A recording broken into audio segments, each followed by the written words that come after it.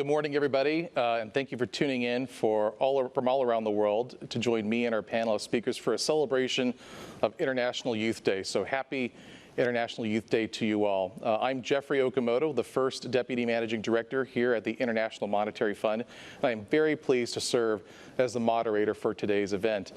Each year, International Youth Day provides an opportunity for us to focus on issues that are important to young people. And there's a lot at stake for us, so this is a day for us to take stock of the future that we're building together and the ideas that are going to get us there. Innovation, well, I should say it's impossible to have lived through the past 18 months and not have been changed by the pandemic, including its health, economic, and social effects. In the quiet of the lockdowns that many of us experienced, we've reflected on how to make the new normal even better. We have an opportunity to use this moment as a catalyst to envision and work towards a more sustainable world with greater opportunities for all. Now, to do that, we have to embrace some new tactics and some creative ways of working together, drawing on the ideas of young people like the group that is joining me today. As we work to emerge from this pandemic, we need innovative ideas and energetic individuals as never before. Now, the IMF here has put a lot of emphasis on innovation, both on how we work and also what we're working on. And I'm excited and proud of the innovative initiatives colleagues are undertaking in several areas. Faced with widening fault lines across the global recovery, fund staff have worked hard to understand the macroeconomic picture, identify key challenges, and advocate for policies which will address those issues. Our brilliant IMF staff released a paper that has become the basis for a global vaccination strategy. The IMF and the World Bank staff have worked with colleagues in the WTO and the World Health Organization to develop a pandemic task force, which is guiding the international community. This plan provides clear targets to end the pandemic, and it also demonstrates the kind of collaborative thinking and action that are going to be key to any kind of transformative push. The pandemic's effects on the economy are unprecedented, and the IMF is also pushing the frontier of economic research and policy advice to help governments provide economic lifelines, stabilize financial markets, manage volatile capital flows, maintain critical supply chains, and as the pandemic abates, then make the transition to a sustainable fiscal and monetary policy. Climate is another area where continued innovation is going to be quite vital to securing a more sustainable and resilient future for everyone. In April, the fund launched a climate change indicators dashboard, which is a single platform that brings together experimental climate change indicators, allowing comparison across countries. Now, this kind of robust, comparable data is essential to the creation of effective policies in this area. We've also seen the rise of these kinds of digital tools in other areas, including digital money, which include payment services, cryptocurrencies, financial services and products, all of which leverage really new technologies. An unprecedented number of countries have actually approached the IMF for advice on many fronts related to digital money, and we're working with our board as well as other institutions to make sure that we fulfill our mandate in fostering monetary cooperation and safeguarding the international monetary system in light of this accelerated development in this area. So digital advances and data innovation are both themes that we'll talk about in today's panel. So turning to our panel, during our discussion, we're going to explore not just the innovation at the IMF, which I just spoke a bit about on the World Bank, but also really the innovative work that helps other organizations foster positive change. So we'll talk about transformative projects across data collection, use and display, ways to promote innovative practices internally and externally, and really how organizations can implement change on the ground. Before we get started, I do want to thank the groups that are co-hosting today's event, which is the International Monetary Fund's Young Professionals Group and the World Bank's Youth-to-Youth community. So thanks to you both for bringing us together for this important conversation. Before we kick off the discussion, I'd like to quickly introduce our panelists. First, I'd like to introduce Kelly Lavelle. She is a global strategist on youth innovation at the World Bank Group, where she also serves as an advisor to their Youth-to-Youth community. Kelly is also CEO of Bridging the Gap Ventures and is a frequent speaker at TEDx and UN events. Next, I'll introduce Ryan Yost, who's also on our virtual stage. Ryan is a research assistant at the IMF within our Fiscal Affairs Department. He is an expert on data and holds leadership positions in both the IMF's Young Professionals Group and the research assistant community. We're also very pleased to have Tiffany Tong joining us on our virtual stage. She is the co-founder and CEO of Alloy Technologies and a winner of the World Bank Group's Youth Summit Pitch Competition. Alloy is an award-winning software that helps grassroots entrepreneurs access financing. So thank you all very much for being here today, and we will start our conversation. Kelly, I'm going to start with you and bring this first question to you. You have a variety of roles, and you've been kind of a leader in helping other organizations, as you put it in the name of your firm, bridge the gap, right? And so really I want to talk about how you're interested, how you use the VR and XR technology that you have on your website to help bring people together as part of the youth empowerment events that you run. Really, I want you to kind of give us the broad strokes, backing out of that, on how you drive change and youth engagement in organizations that you've worked with. Yes, thank you, and thank you so much for having me today. I would say challenge breeds innovation and opportunity. And so particularly as of last year when we had the pandemic and all events were kind of shut down and education is disrupted for young people, that's for us was a sign of how do we employ the emerging technologies that we have in a way that can actually breed greater connection during a time when we feel very isolated and disconnected. And that's really how VR and mixed reality came into the fold for Bridging the Gaps Ventures events. Is essentially, they used to be in-person events, and we were looking at doing an event, a global youth takeover event for the UN 75th anniversary. And with these technologies, it enables you to create a borderless event experience, but still in a way that you feel empathy and compassion through the spatial awareness and localized sound, that you're able to breed deeper human connection points with attendees. So probably a little bit ahead of the curve in terms of the adoption of VR and mixed reality is still on its way to growing over the next couple of years. So last year when we first started, it was still fairly new and not very widely adopted, but it was a really great way to, again, during times of crisis and challenge, as an entrepreneur, you need to be a little bit of an optimist and find silver linings. And for me, when we look at this time, it's also an opportunity where you're seeing more companies and institutions being open to innovation and trying new things. And I think that's a beautiful thing to see, is we're able to move in some cases several strides forward that in normal cases may have taken several years to get the institution adoption and ability to try and be open-minded to new ways of doing things. And so I think emerging technology, you mentioned in your talk, crypto, blockchain innovation, things like that. There's so many tools out there right now, and they're so more readily available to our fingertips that it's a great opportunity to start to integrate some of these technologies, try new things, and use it as a way to bring human connection and bridge these inequalities and opportunity gaps that we're seeing exacerbated by the pandemic.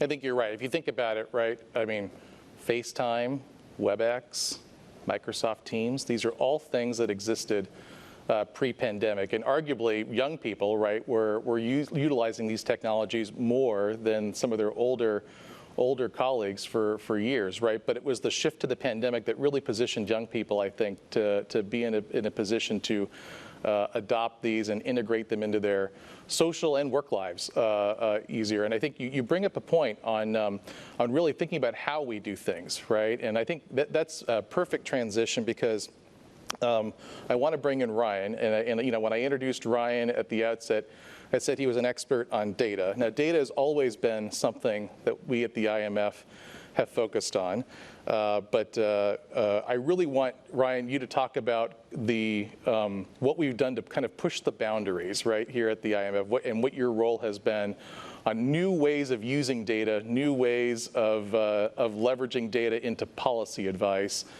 including into kind of emerging thematic policy areas. Talk to us a little bit about that.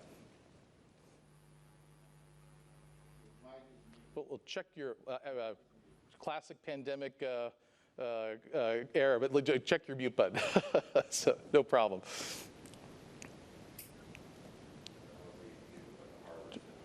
Okay. All right. Tell you what, maybe check your microphone settings real quick, and then in the meantime, I'm going to bring in Tiffany.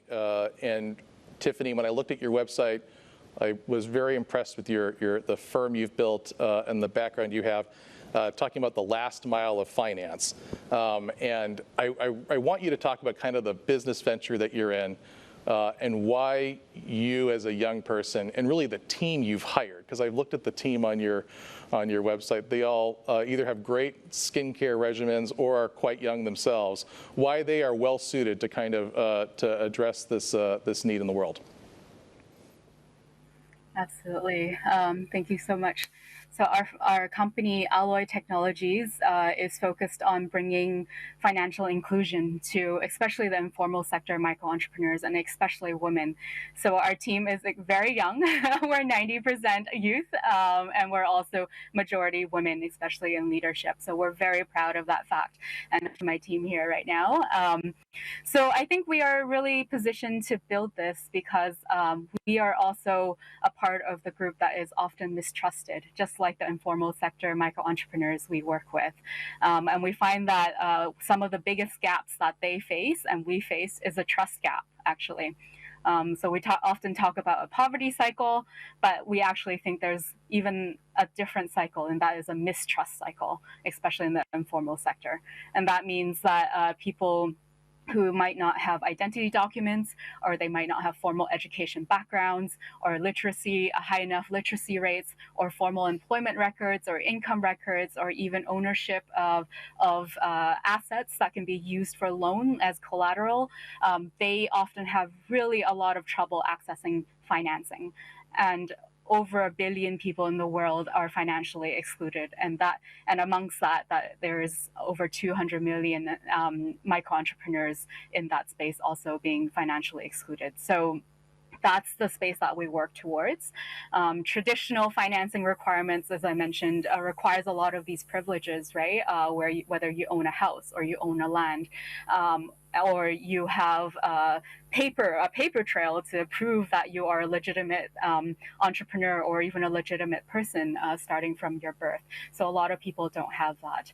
And we saw an evolution in terms of microfinance where people formed group loans, where they brought in innovation in bringing new financing mechanisms. But we see that has gone on for quite a while, but now we see that we need to integrate technology into that also. And part of that is this new movement for alternative credit scores.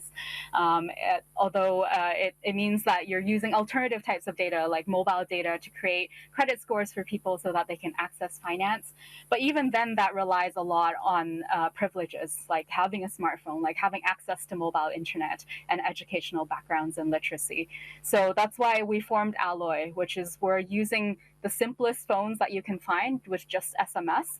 And we're turning loans digital, so they become digital loans, and then they are sent out to people using that SMS, and then they can use that and spend it at an ecosystem of accredited vendors within their business sector. So through that, we're able to trace funding and we're able to trace financing, making sure it's invested into the micro businesses. But we're also helping the micro entrepreneurs gain trust with these institutions, because we always partner with microfinance institutions to give out these loans. And so we're helping solve that problem. Yeah, that's excellent. And you think about when you look at young people and when they look at the world and what's important to them, a critical part of the landscape that they want to see fall into place, right, is economic opportunity and jobs, right? And I think when you look at where unemployment is the highest globally, and I say this as somebody who works at the IMF, right? Like these are often in places where the government cannot be the engine of job creation for all the people that require jobs. It's going to require entrepreneurs to really take the risk. Borrow money, access capital from an organization like yours or others, right? and hire people and produce a service that they can sell into the market, right? And so I think there's a connection there, both having youth involved, right, in setting up kind of the solutions so that we can have solid job creation is something that I think on International Youth Day we can expect many youth, especially those that are unemployed or kind of lacking economic opportunity, would like to see. Let me see if Ryan is back with us. Ryan, are you there? Okay, no Ryan yet. That's okay. Well, I mean, let me just shift a little bit here then, and go back to Kelly for a moment. Kelly, you've worked with a lot of organizations, and I'm sitting in one that has long history, right? Has very experienced hands, right? Managing at all levels. How is that conversation like to work with people that are older, right? And kind of connect with them in a way that allows them to see the value in a younger person's perspective. It doesn't come with the same level of experience, right? But maybe it does come with some other types of benefits. Could you talk a little bit about what has been compelling when you work with lots of organizations on this? Yes, for sure. Well, I'm a big believer that it's not tomorrow versus today's leaders. It's really around intergenerational conversations and collaboration. And there's a unique dynamic of relationship that both parties can benefit from that relationship. There's a lot of reverse mentoring that happens for, I would say, the more mature generation in the workplace, that these leaders can learn from the bright ideas, innovation that young people have, because they're less jaded in the industry. They're coming into the industry not already kind of knowing maybe all the ways things usually work, or they have a little the audacity to ask why and why do we still do things the way they are when there may be a more efficient or more effective way of doing something. And so they create an accountability factor that challenges current leaders to really question the way they do things and to have an open perspective and to be open to try new things and change. And in the reverse, young people need existing leaders to mentor and show the way, because as much as we can have the passion and energy, there's something that we will always miss that just comes with being around a block a couple times and knowing kind of how systems work, the process of decision making, how to move agendas forward within an institution. There's certain elements that we need current leaders as those guiding lights and mentors to open the doors. And I think Y2Y, the youth to youth community at the World Bank, is a brilliant example of how this type of dynamic works really well. It's a multifaceted network of young professionals that are looking to advance global development within the bank and within the institution, but also externally. And it creates a vehicle and a pathway for young professionals within the institution to try their hand at entrepreneurial projects and ideas, and also connect more with senior leaders within the bank as mentors to advance their own careers. So again, you get that symbiotic relationship where you're feeding in those fresh ideas and having that more agile method within a larger institution where you can seed in innovation, where at the same time help those current, more younger talent be able to develop and nurture within the organization and advance their own career trajectory. Yeah, that's great. I think the way I liked how you phrased it, because I have always thought about it, right? So you're teaching me something here about today's leaders versus tomorrow's leaders, right? In other words, there's an inevitable kind of moving up of the hierarchy, right, as we go through life. But as you put it, this is a shared partnership to be good stewards, especially of things that are really long-term challenges that need addressing. I think this goes to some of the things we talked about at the opening. Climate, right, health, jobs, right, the digital transition broadly. Let me see now if we have. Do we have Ryan connected with us? Hello? Can you hear me? Yes. Okay. We do have Ryan. Okay. So Ryan, apologies for the technical issues there, but great to have you here. I want to do two things coming into this part of the conversation. One, I want you to talk about the data work you're doing and kind of how we're pushing the boundaries there. But then I also want you to talk about, right, kind of building out where we were in this conversation of what it's like to be a subject matter expert as a young person, right? So having expertise in something where you are able to teach, right, somebody who may be more experienced in other professional facets, right, and what that's like and how you succeed in doing that. So I'll turn it over to you. Great. Thank you so much, and thank you for having me today. I don't think this would have gone through realistically without having some mic issues, so I'm glad we worked through it. To answer this question, I'd like to talk about innovation internal to the IMF, as well as some innovation implemented through our capacity development work.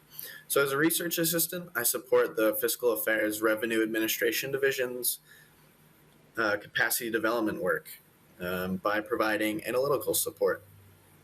And so as usable data sets proliferate, being efficient in analyzing and communicating requires new tools and techniques. Some of the data visualization work I've done, such as creating parameterized reports and dashboards, have leaned on some data engineering capabilities, which I think is nascent for the IMF.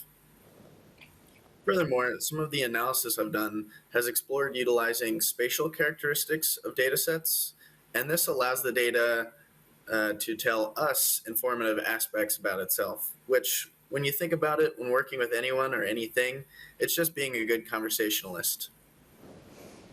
Also, through the capacity development work I do, almost by definition, the capacity development training and support we provide can be innovative for the member country we're working with. I think this is summarized by the phrase, "The future is already here, it's just not evenly distributed." For example, I work on the Revenue Administration Gap Analysis Program, where it assists member countries in estimating their tax gaps and developing their revenue performance analytics capacity. Together with national statistics and tax administration's big data, we can better understand tax collections, policy, and compliance behavior. And furthering the digital theme, we've also moved this capacity development work to an online platform, so member countries can take the class at their own pace and further develop their abilities. And then also, being a young person, working with staff, and then also in a capacity development function where I'm normally the youngest person in the room, I think it takes some self-awareness to say that not everyone is thrilled about being taught by someone that may be as old as their children. So I think humility goes a long way. I think that's right. I think you first. I think two comments, kind of following on your remarks there. One, the way we deliver information, right? So the presentation of it. So whether it's the data visualization. I actually have a Tufte, for those of you who know about Tufte, a Tufte data visualization book on my coffee table at home. So this is something that I find interesting. But how you present that information to people, how you communicate. You said being a good conversationalist goes a long way, both in the workplace but also externally, when you're trying to train up the people in countries that are going to be delivering, kind of public sector, right, to people. This is important. And then I think the other thing is humility. I think it is upon all of us to be quite humble. I think for myself, right, I think we, as a leader in the IMF who's quite young, part of that is what I like to think of as servant leadership, right? So making sure that you live by the same standards that you expect of others, and kind of lead by example, and keep an open mind. I do think there is something to be said about what it is to kind of have the right culture in an organization to embrace not just learning from younger people about newer things, but also just trying and experimenting with new things. I want to see if Tiffany or Kelly want to come in on this point, because it's one thing to start with an organization from scratch. So I want to hear Tiffany's kind of perspective on from scratch, kind of making sure that culture is built from the ground up, right? Of being open to change, not just in how you work, right, but also what you work on. I mean, I think if people rewound the clock's 20 years, they would not have expected the IMF to be dealing on issues related to climate or digital money or releasing a pandemic preparedness plan or a vaccination plan. So how you build that from the ground up. But then Kelly, to your point, I want you to come in after Tiffany and talk about how you build this in organizations or shift it where this has already been put in place, right? There is already a culture in place that you have to shift. Going to Ryan's point. So let me first start with Tiffany. Over to you. Absolutely. And building it from the ground up is so important. Actually, one of our company values is to be brave enough to challenge, but humble enough to listen. So we really value listening to our users, which are mainly the micro entrepreneurs that we serve and the microfinance organizations that are our clients, to make sure that we really build software and technology, and it's sophisticated technology at the back, right? It's blockchain, it's machine learning, but we have to build it with an interface that is usable and user-friendly and very welcoming to the people that we are working with. So I think it's so important that we really build from the ground out in the way that we are reimagining the system and starting to think like, now there's these new technologies out there. How can we redesign the system and really listen and put the user at the center of what we are designing?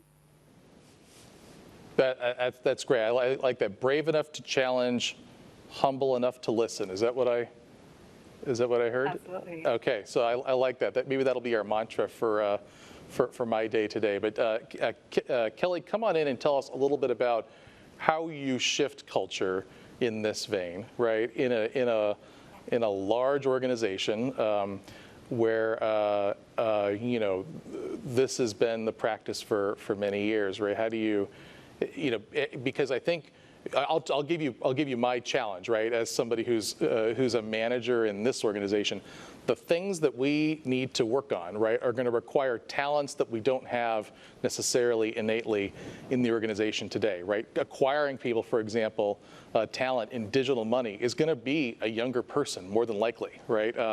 And folding them into an organization, getting them to an organization where the culture is different means we're going to have to meet halfway, right? The culture is going to have to shift a little bit, and they're going to have to adapt a little bit. So what would your advice be to me to help with that kind of a challenge?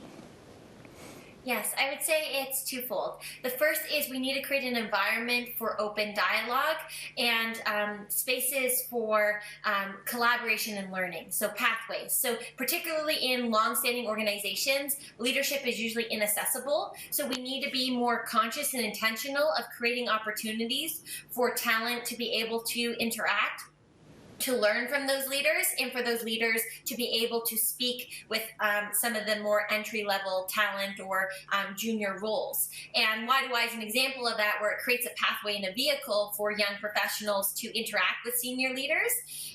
Another example of that is Bridging the Gap's Younga Forum, where we do a global youth takeover event that specifically connects young emerging change makers with high-level policymakers and decision makers that normally they would never be able to access or be in a room with, to have collaborative dialogues where they are co-creating solutions to pressing global issues like the UN Sustainable Development Goals. So I really believe that what we really need to understand is entrepreneurial thinking isn't just a skill set that we need for those who want to start their own business and be that founder, visionary type.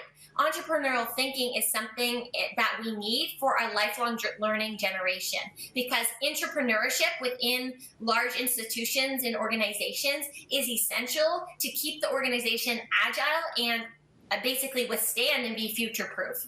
As the industry continues to change, you're going to need those fresh perspectives and ideas. And in order to actually tap into that, you need to make sure and take a look kind of underneath the hood to make sure that you actually have pathways that are enabling and fostering those bright young minds and ideas to be able to share that information with leadership who has the power to make decisions or have it influence their trajectory on how they develop programs. That's great. I think, I love what you said there, where entrepreneurship is a mindset, right? It's not a job, right? So some people are entrepreneurs as a profession, right? We can all be more entrepreneurial in how we approach our professional lives or even our personal lives, right? I think it's a mindset that matters. And so to that end, Ryan, I know you work here at the IMF, but you're going to get a free pass here because I'm going to ask you, what would you suggest of the management to do better to kind of improve? Kelly talked about the importance of facilitating more interaction, right? Across the kind of org chart hierarchy, right? You think about so that you're not just in your seat, but you can really learn and offer ideas, right? Kind of throughout the organization. If you were to ask me to do something, right? And again, you're getting a free pass. So what would that be, right? What would you have us do? Well, this is definitely worth the price of admission today. So thank you for the opportunity. Sure. I would say it's important to make sure we're asking staff in new areas that they have everything they need to perform to the best of their abilities. As if you take a high-performing individual and then we put them in a new environment where they don't have all the tools they need, as maybe current staff work on different areas, and so they don't need those tools. It's kind of setting them up for failure. So I would echo the conversations, but around the actual tools and softwares that a new person working on digital money would need, because it will be very different than your run-of-the-mill economist and the tools they use. Point noted. It's when I was in grad school, you used SAS or R or Stata or all these tools, right? That were, these are all still in use, right? But you had a data set and you'd run it locally on your laptop, right? So you'd download the file and you'd run the regression on it, or then you'd tweak and try it again. And just the evolution from when I was in school to today, where now you have big, massive data that you can access, cloud computing technology, so that you can do these very complex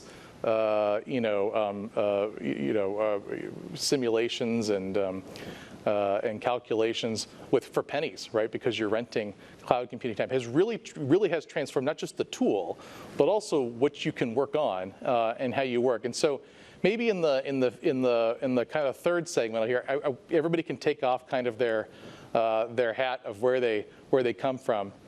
And I just want us to think a little bit about what we would ask other youth to do, right? What we would ask other youth to do, given the state of the world that we're in. So I think I said at the outset, we've been through 18 months of a pandemic. For young people, this was a relatively large share of their life compared to somebody who was older, right?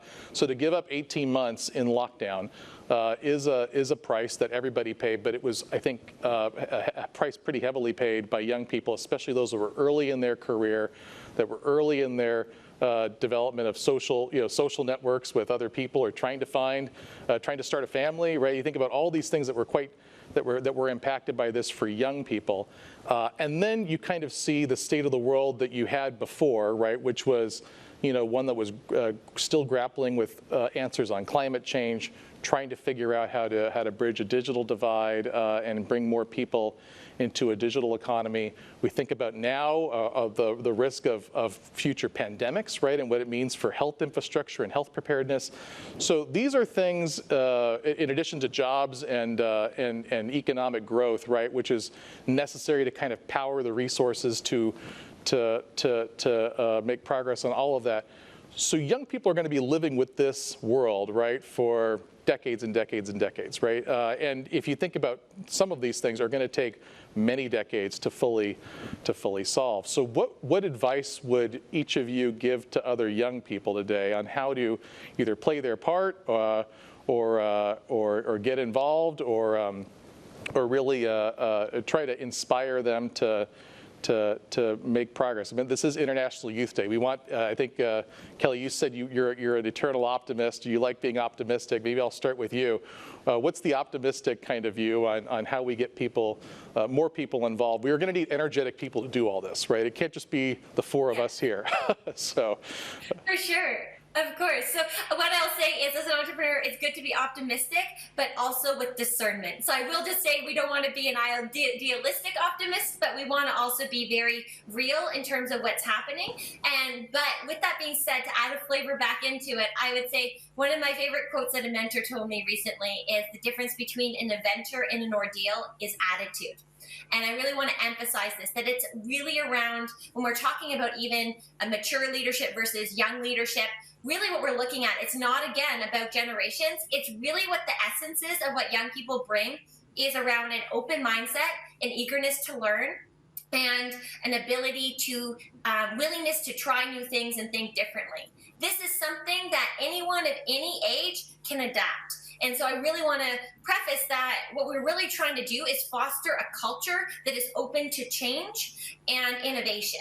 And so what I would challenge young people right now is, during this time, you've had a lot of opportunity to give in space to explore new skills, to find your purpose, and to really ask some deep questions of what you want to contribute into the world. So as you see these challenges, I encourage you not to be fearful, but instead see them as opportunities for innovation. And leaders are individuals who take initiative. So when you see these opportunities for innovation, when one calls to you, instead of thinking someone should fix it, you can think to yourself, what can I do? How can I contribute to this solution? And I think right now, more than ever, we need youth-led innovation. Our current systems and a lot of our processes are evolving and changing, and the skills that we're even learning in school are completely transforming of what we actually need for the future economy. So what we really need to do is be comfortable in the unknown, but to do so, we have to adopt that lifelong learning mindset and an entrepreneurial thinking to be able to tackle those problems that come and know that there will continue to be changes. But if you keep fluid, if you keep that attitude of wanting to learn, and instead of being rigid in your ways and trying to hold things the way they are, that's how you're going to adapt, and not just adapt, but thrive. I think those are excellent points, and that's something that anybody listening, right, or anybody who will watch the rerun of this on the IMF or World Bank website can do, right? I mean, is that mindset of what can I do to improve my world and those around me, right? Is the right mindset to think about. So Tiffany, you've done this, but taking off your entrepreneur hat, right? I mean, what advice would you give others? How would you inspire another generation of Tiffany's to come through and start organizations that will also find gaps in the architecture and offer solutions? Yes, definitely. And my biggest thing would be to not let youth and innovation become just trendy words. Because if you think about it, that is what created the world today, right? I am 3 generations of my family have been migrant entrepreneurs. My grandparents were refugees and they created a completely new life for themselves, and my parents were immigrants, and now I'm also creating a new company in a different country. So these opportunities were available to us for over 3 generations because other people fought for it, and they youth and innovation and all building coalitions and building and working with power structures to create these opportunities for people to have a better life. So my personal mission is to help spread this and make sure these opportunities are spread out to as many people as possible. And I would challenge you to do the same, to use your superpowers. find where your superpowers are, find where the impact is needed the most in the world, and find what the world needs so that you can go out and create that impact and create the future world that is coming very soon and really needs your help, and create that for the next generation. That's great. Well, everybody has superpowers and everybody can be a superhero. Fun fact, this summer I'm trying to watch all of the Marvel movies in chronological order. So I haven't seen those, so this is top of mind as I think through all the as I watch all those films. Being a Marvel comic hero, right, with your superpowers and changing the world that we have, not just the one in a movie or a comic book. So Ryan, I'm going to turn to you here and ask for your view. Obviously, you're here at the IMF, and you know, I'd like to think that us and the World Bank and others try to inspire the best generation of young minds to come and work on the world's biggest problems, right? And then actually do something about that. So what would kind of be your perspective on how you would inspire another generation of Ryans to come through behind you and feed into this whole system the energy and kind of fresh perspective that's going to be needed to keep us on the bleeding edge for the coming years? What first comes to mind is two pieces of advice that colleagues at the IMF gave me when I first started, which are, don't be afraid to try and do things in a different way. And also, someone told me, you're young, it's okay if you don't know everything. You can ask questions that maybe more senior staff would like to be able to ask, but they feel like they can't. So really use your position as a younger staff member to take advantage of opportunities that maybe others feel like they can't. And that's something that I've carried with me throughout the past 2 years, and it served me quite well. I think that's those are great, and you know, it's interesting, right, to have somebody in the organization, right, telling you other people may have more to lose if they speak up, right? But as a young person, you should take the risk and ask, because we would all benefit from it. I think ultimately, I guess we'd like to get to a place where we're open enough where we can have these kinds of conversations without caring about who asked them. But I think those are good lessons. I think you know, kind of building off of Ryan, my final question to both Kelly and Ryan.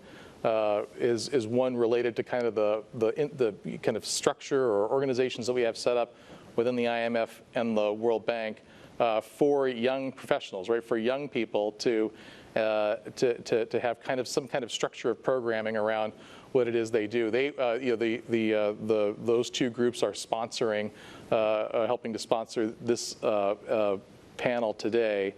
So Ryan, tell me a little bit about how. What your involvement has been there at the IMF and kind of what the value you see that is, and then I'll turn to Kelly from her perspective from the IMF's, from the World Bank side of things. So, with the sudden shift to virtual work, it really impacted networking opportunities, and also maybe junior staff that live alone, and how it's affected their personal and professional lives. So we set out to build a career building platform utilizing seasoned and high-profile speakers to target a youthful audience within the institution. And some of our innovation might not have been the platform necessarily, but the innovation was nested in the format of the engagement and bringing together staff that might not have otherwise been connected, which I think is very important. I think that's great that the IMF has that set up and that so many are involved. I think we, as you put it, networking opportunities, especially early in your career, right, when you're forming kind of the bonds and the mentorship opportunities that are going to help shape kind of the early parts of your career is incredibly important, arguably more valuable than other parts of your career even. So Kelly, let me turn to you now. Tell me a little bit about kind of the World Bank's programming and kind of organizations for young people to get involved in? Yes, so the Y2Y network, similar to what Brian said, was it does create a space for networking and collaboration within young professionals within the bank. But I think one of the real gems of the program is the fact that it creates a safe space and incubation container for young professionals to be able to innovate new ideas and bring those to senior level leaders within the bank. So within a large ecosystem and structure, it can be intimidating for young professionals to be able to speak up all the time, to share their ideas, or if you do have those bold ideas, you may not know the right pathway or processes to be able to bring those forward. Where with Y2Y, and it has, there's over 5 different programs. There's a mentorship program, there's a youth innovation fund, there's a global youth climate network. It creates spaces for young professionals to connect with like-minded individuals, but more importantly, seed new innovative ideas that actually enable the World Bank to stay agile and develop. A lot of the Youth Innovation Fund ideas and projects that have won have actually been implemented as long-term projects that the bank ends up adopting. So it actually becomes an incubation for innovation within a large institution. And personally, I think it's a really exemplary model for a lot of large institutions and organizations to look at adopting of how are you creating structures and pathways for your emerging young talent to be able to make those connection points with leadership, and also to present and feed in their ideas and new ways of doing things. If you create a space and a container for it, you're going to be able to nurture that and start to be able to find ways to integrate that into your larger agendas and portfolios. I think that's a fantastic place for us to end. I think when we actually had just before earlier in the summer, we had a management retreat here at the IMF, and one thing I asked all the department heads to do, maybe this came through the ether from you, Kelly, but I asked them to think about how they would involve, you call them younger people, not necessarily more junior, right? But younger people in offering more ideas for things that are coming for decision or how you're working, right? So connect them more into the process for making decisions, both for the work around them and what they're working on. And so I think all organizations have scope to do that. I'm so glad that that's a priority at the World Bank too, because again, some of these ideas become the basis for kind of bigger institutional initiatives, and really can be quite transformative. We are out of time, unfortunately. I do want to at the end here just really thank all of our panelists for the time you've put in for us this morning. It is International Youth Day, so I hope you do go out and celebrate your youth today. And for all of those in the audience, thank you very much for tuning in this morning or this afternoon or this evening, depending on where you are in the world. I really think this has been a great conversation, not just for those that are here at the World Bank and the IMF, and for entrepreneurs, but really youth globally that are concerned about our world. Young people in organizations where they are looking to make a big difference. Hopefully the conversation today has provided some food for thought. And once again, have a very good rest of your International Youth Day. And with that, thank you very much, and we'll see you soon.